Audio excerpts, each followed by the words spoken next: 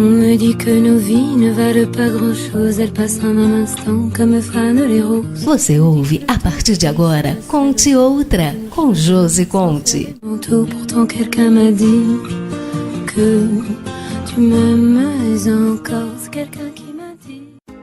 Alô, ouvintes da Rádio 94.7 FM. Volto hoje e quero falar com vocês sobre um tema bastante gostoso, aromatizado e saboroso, que é o cafezinho.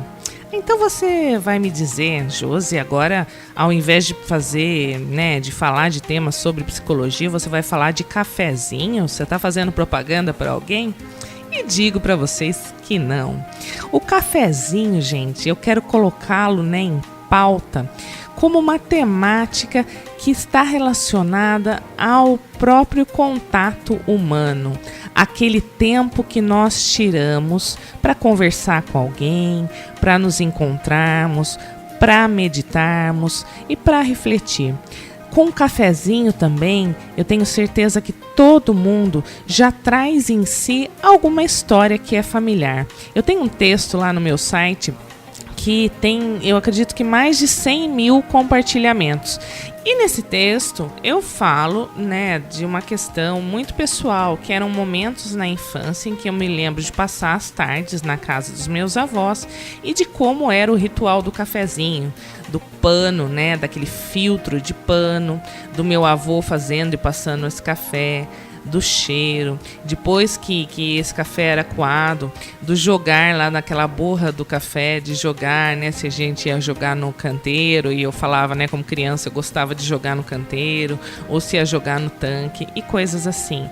As outras pessoas, cada um de vocês, com certeza se lembram de como eram os cafezinhos da infância e as pessoas. E esse cafezinho, por isso que eu falei que não é propaganda, não é necessariamente o cafezinho, as pessoas podem não tomar café e terem esses momentos também. Vejam, por exemplo, no intervalo do trabalho, a importância do cafezinho, aquele momento em que a pessoa para, ela dá uma relaxada, ela pega o café, ela dá algumas risadinhas. Quem fuma já vai lá, acende seu cigarro também.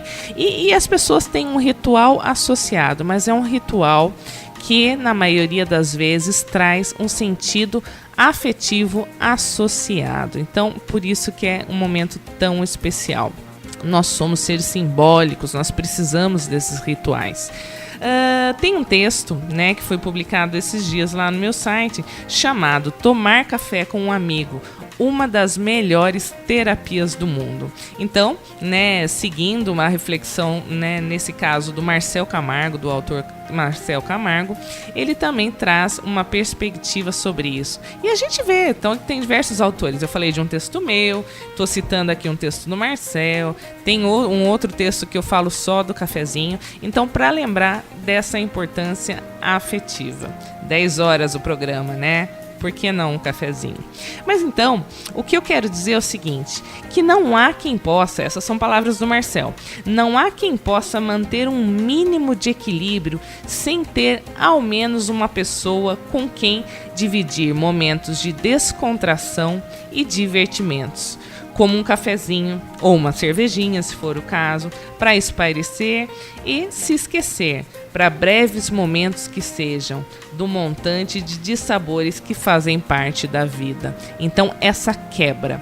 A gente vive o dia todo em ciclos, por exemplo, se uma pessoa ela parar, eu já falei disso num outro momento, e ela tiver um tema para estudar, por exemplo, um estudante que está centrado em uma única matéria, ele aguenta ficar nessa matéria por um número X de horas, 2 horas que seja, se for bem disciplinado, Mas se esse autor, se essa pessoa, esse estudante, ele dividir o tempo dele em 3 matérias, ele não vai ficar mais 2 horas. Ele pode dividir 1 hora por matéria, aí ele consegue estudar 3 horas.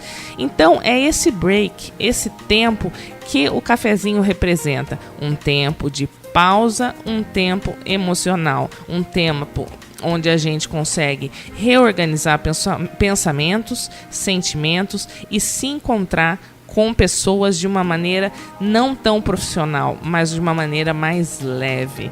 Então, quando vocês pensarem novamente no cafezinho nesse momento, lembrem-se da sua importância. E podem tomar um chá, podem comer um pãozinho, podem fazer o que vocês quiserem, mas lembrem-se da importância desse tempo, dessa pausa, desse fim, para que permita depois um recomeço mais leve, mais organizado e mais preparado para seguir o dia com mais qualidade. Fica a dica para vocês. On dit que le destin se moque bien de nous, qu'il ne nous donne rien et qu'il nous promet tout. Você ouviu Conte Outra com Josi Conte. On tend la main et on se retrouve fou. Pourtant quelqu'un m'a dit que tu m'aimes encore. C'est quelqu'un qui m'a dit